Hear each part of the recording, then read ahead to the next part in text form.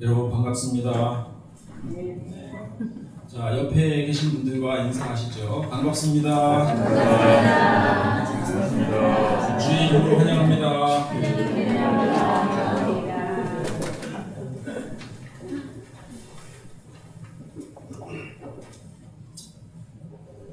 감사합니다. 먼저 이 자리에 서기까지 인도해 주신 하나님의 은혜에 감사드립니다.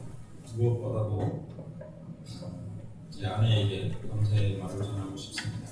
아내의 헌신적인 도움 없이 이 자리에 서는 것은 불가능했을 것입니다.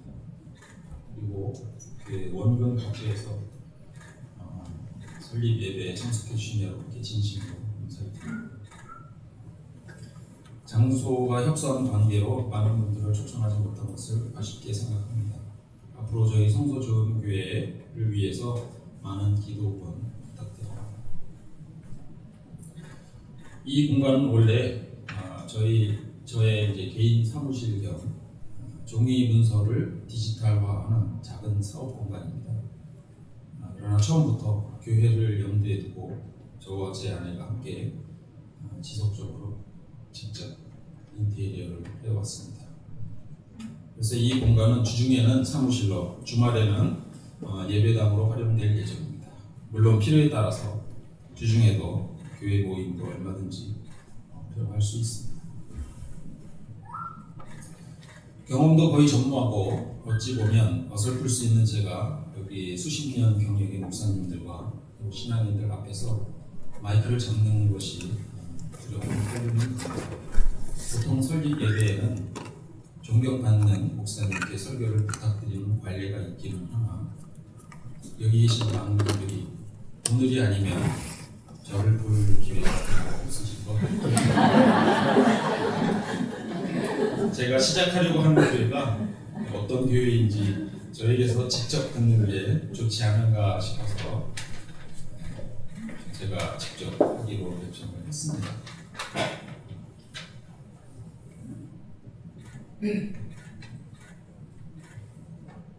저는 컴퓨터 공학 박사로 광운대 교수로 재직한 지 30년이 넘었습니다. 정년을 한 4년 앞두고 있습니다. 평생 한국도 지났고요. 30대에는 60세가 넘으면 다 끝난 줄 알았습니다. 근데 60세가 되고 보니 생각이 달라졌습니다.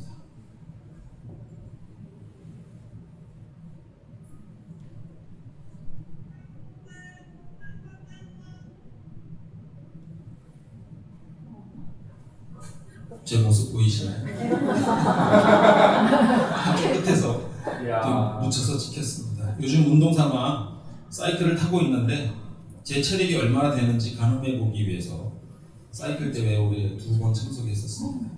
그런데 예상치 않게 꽤 좋은 성적을 거뒀습니다. 그리고는 깨달았습니다. 환각이 지났다고 늙은 것은 아니에요.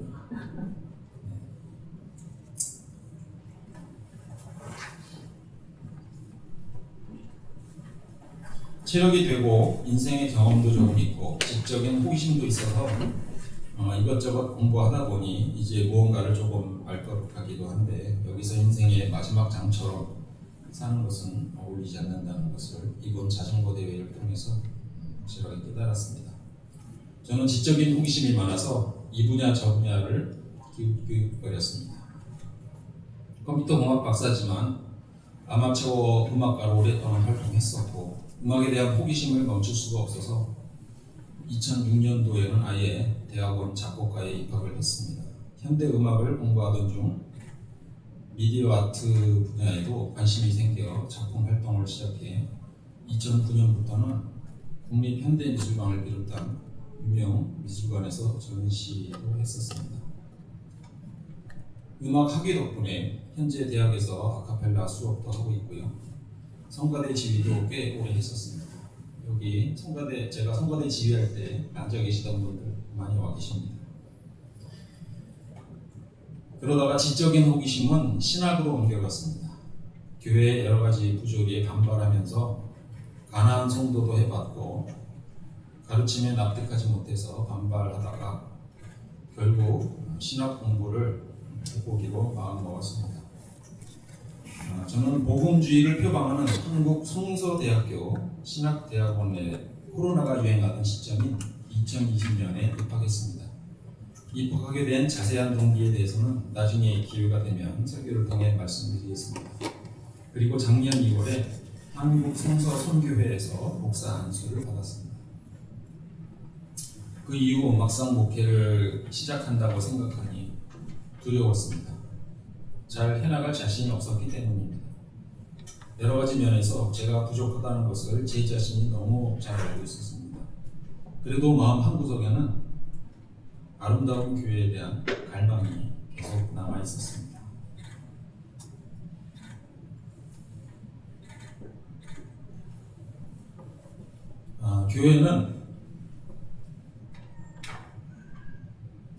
교회는 헬라어로 에클레시아입니다. 에클레시아는 원래 모임이란 뜻입니다. 즉 예수 이름으로 모인 모임을 초기 기독교인들은 에클레시아라고 불렀고 우리는 그것을 교회라고 번역하고 있습니다. 신약 성서의 모든 교회라는 단어는 기독교인들의 모임을 뜻합니다. 전혀 건물을 지칭하고 있지 않습니다. 건물은 교회가 아닙니다. 예배당입니다. 건물은 더더욱 성전도 아닙니다. 성전을 허물고 교회를 세우라는 예수님의 명령이 있었음에도 오늘날 많은 사람들이 예배당을 성전으로 아무렇지도 않게 부르는 것에 저는 놀라곤 합니다. 멋진 건물을 갖고 싶은 것이겠죠. 그러나 우리가 지향해야 할 것은 건물이 아니라 교회 공동체입니다.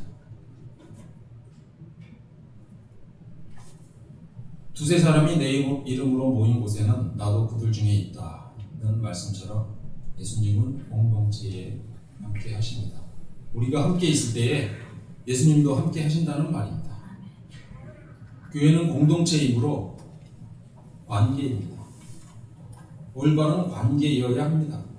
예수님이 우리에게 원하시는 그런 삶의 태도를 가진 사람들의 모임, 그것이 교회입니다. 아무리 건물이 호화롭고 비싼 비용을 들여 지었어도 예수님이 원하는 삶을 살지 않고 서로 존중하지 않고 그들 간의 올바른 관계가 이루어지지 않는다면 제대로 된 교회라고 할 수 없을 것입니다. 하지만 아무리 작은 모임이라도 그 안에 예수님이 바라는 그런 삶이 이루어진다면 그것이 진정한 교회이고 그것이 주님이 통치하시는 공동체가 될 것입니다.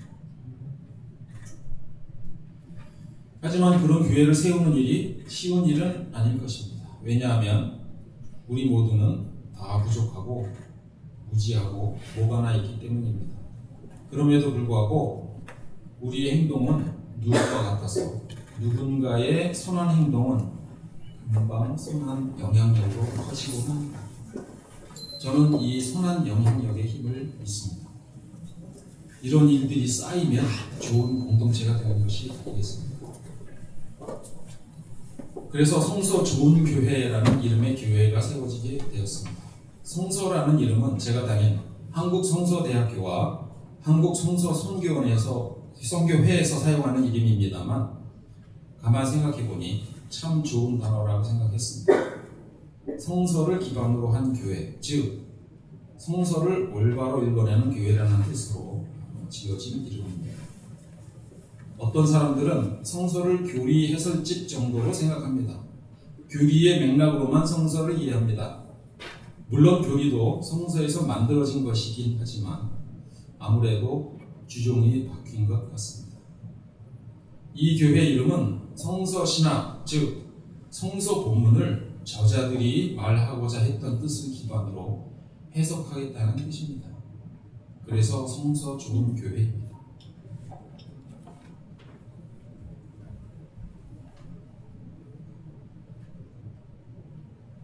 우리가 늘상 입버릇처럼 암송하는 예수님이 가르쳐 주신 기도는 그 나라가 이 땅에 이루어지게 해달라는 기도입니다. 저는 이것이 교회를 통해 이루어질 수 있다고 봅니다. 아니, 예수님은 이곳을 아름다운 하나님의 나라로 만들라고 하신 것입니다. 하나님의 나라가 된 그 교회 속에서 지낼 수 있다면 저는 참 행복할 것 같습니다. 그러면 어떤 곳이 하나님 나라일까요?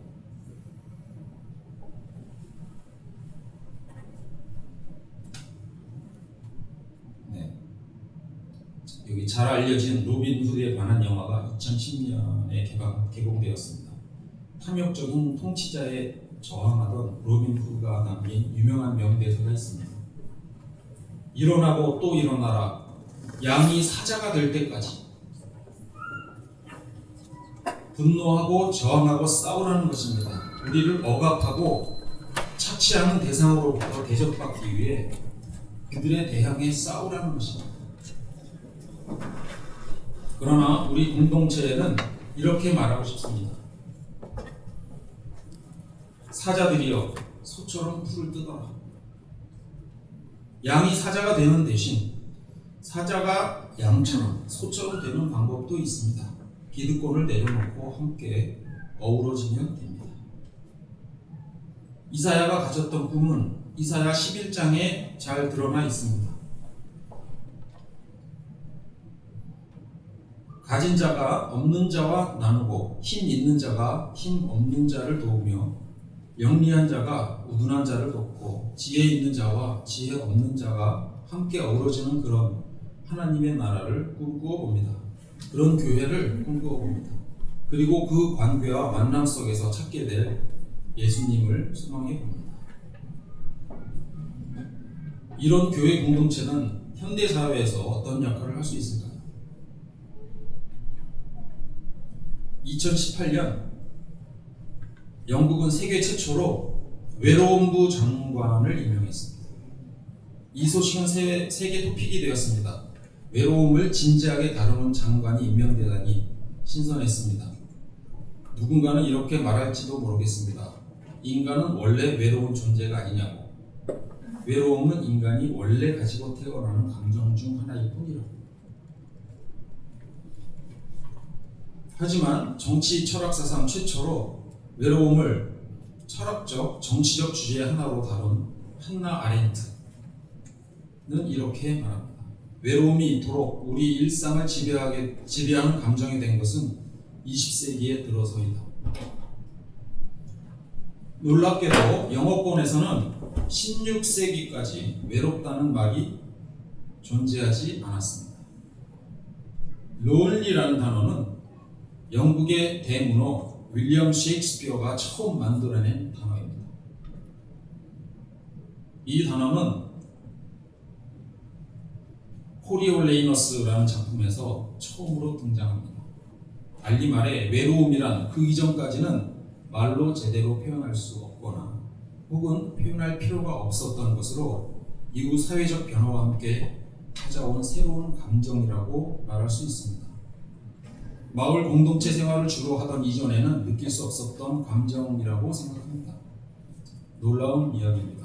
외로움은 산업혁명으로 사회가 변화하는 20세기에 들어서야 제대로 이해하게 되는 감정이라는 것입니다. 존재의 측면에서 보자면 외롭다는 말은 세상에서 사라졌다는 말과 같습니다. 외로워진다는 말은 결국 세상에서 잊혀진다는 것입니다. 보이지만 보이지 않는 사라진 존재가 되는 것이죠. 지금은 전 세계에 인구가 가장 많은 시대입니다. 많은 이들은 문만 열면 바로 이웃을 만날 수 있는 그런 도시에 삽니다. 그러나 많은 이들이 외롭다고, 가장 많은 이들이 외롭다고 말하는 시대이기도 합니다. 기술 발전 덕에 모두가 연결된 시대에 살지만 이 세상은 외롭다, 내가 사라지는 것 같다고 말하는 사람이 늘어갑니다. 자신이 존재하는 의미를 모르겠다고, 이런 얘기를 털어놓을 사람조차 없다고 말하는 사람들이 주위에 많습니다. 외로움이 사회적 문제가 될 수 있다는 것이 영국뿐일까요? 한국은 OECD 국가 중에서 외로움에 있어서 거의 꼴찌에 가깝습니다. 게다가 젊은 사람들일수록 더 진지하게 외로움을 느낍니다. 여기 까만 부분 위에 20대부터 좀 있는데요. 까만 부분이 더 진지하게 외로움을 느끼는 정도입니다. 그러나 정작 주위를 둘러봐도 외롭다는 사람을 특정하기는 어렵습니다. 왜 그럴까요? 18세기 영국의 경험론 철학자 조지 버클리는 다음과 같은 질문을 던졌습니다. 아무도 없는 숲에서 나무가 쓰러지면 소리가 나는가? 넷플릭스 드라마 아무도 없는 숲속에서의 대사입니다. 근데 유명한 철학자가 한 말이에요. 아무도 듣지 못하는 소리, 지각하지 못하는 것에는 실체가 없다는 뜻입니다. 실제 소리가 나도 우리가 듣지 못한다면 소리를 내지 않는 것과 동일합니다. 외로운 사회인지 잘 모르겠다고 말한다면 혹시 우리는 외롭다고 소리치며 쓰러지는 나무의 소리를 듣지 못하는 것은 아닐까요? 누군가는 이렇게 말합니다. 우리가 말하는 것을 들어주는 사람이 있는 한 우리는 결코 사라지지 않는다. 내 말을 들어주는 사람이 있으면 외롭지 않다는 것입니다. 우리의 이야기를 들어주는 예수의 이름으로 모인 사람들이 있는 곳, 그런 교회 공동체가 필요하다고 생각합니다. 그것이 현대 교회가 감당해야 할 하나의 사역이 될 수 있을 것이라고 생각합니다. 우리 교회가 그런 교회가 되기를 소망합니다. 네. 아름다운 하나님의 나라의 꿈을 이렇게 저렇게 꾸어보지만 사실 저는 어떻게 해야 그것을 이룰 수 있는지는 잘 모릅니다. 제 나름대로 이런 생각 저런 생각으로 계획을 세워보지만 막연한 느낌이고 앞길을 전혀 알 수가 없습니다. 하나님께서 그 길을 인도해 주시리라 의지해 봅니다. 오늘의 본문 잠언 말씀 16장 9절입니다. 사람이 마음으로 자기 앞길을 계획하지만 그 발걸음을 인도하시는 분은 주님이시다. 주님께서 발걸음을 어떻게 인도하실까요? 막스 페르츠라는 과학자가 있습니다. 그는 헤모글로빈의 단백질 구조를 밝혀 1962년에 노벨 화학상을 받은 사람입니다. 분자생물학 분야에 큰 공헌을 했고요. 분자생물학이란 유전 물질과 단백질 사이의 관계를 규명하는 학문입니다. 이것은 현대 생물학의 굉장히 중심이 되는 학문입니다. 사람들이 묻습니다. 도대체 어떻게 연구했길래 노벨상을 받을 수 있었느냐? 그거 한 대답이 아주 유명합니다. I never planned my research. It plans me. 나는 내가 연구를 계획한 적이 없다. 그것이 나를 계획한다. 그가 얼마나 많은 생각을 했겠습니까? 그가 얼마나 많은 계획을 짰겠습니까?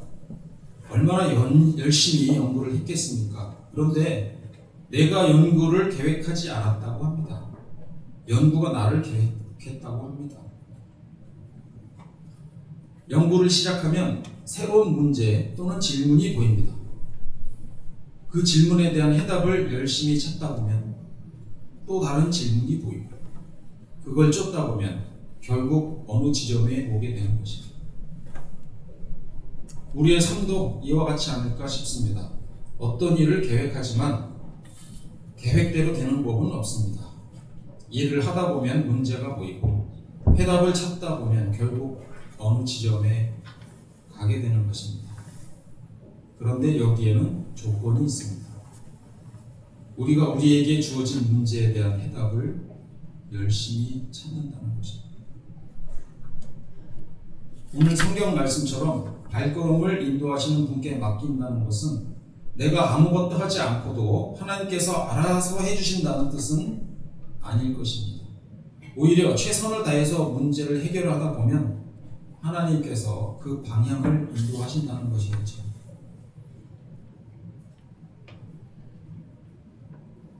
마무리하겠습니다. 하나님 나라라는 꿈을 가지고 교회를 시작합니다. 성서 좋은 교회라는 아름다운 예수 공동체를 위해 노력하겠습니다. 그 안에는 진솔한 나눔이 있고 자신을 낮추는 사람들의 헌신과 봉사가 있기를 바랍니다. 외로움의 시대에 서로 위로가 되는 모임이면 좋겠습니다. 신학적으로는 특정 교리에 매몰되어 정작 예수가 말하고 있는 본질을 놓치지 않겠습니다. 예수의 삶을 따르는 교회가 되도록 하겠습니다. 저에게 주어진 음악적 달란트를 이용하여 찬양과 은혜가 넘치는 교회가 되도록 힘쓰겠습니다. 그러나 이 모든 것은 저의 계획에 불과합니다. 이 계획이 불완전하더라도 불안해하지는 않겠습니다. 왜냐하면 시작은 사람이 하지만 주님의 사업을 열심히 해나갈 때 하나님께서 그 방향을 인도하시려고 합니다. 여기 오늘 함께해 주신 분들께 제가 부탁드리고 싶은 것은 제가 지치지 않고 나아갈 수 있는 힘을 얻도록, 그리고 주어진 문제에 대한 올바른 해답을 찾아갈 수 있도록, 또한 하나님 나라를 위해 열심을 다해 할 수 있도록 기도 부탁드리겠습니다. 기도하시겠습니다.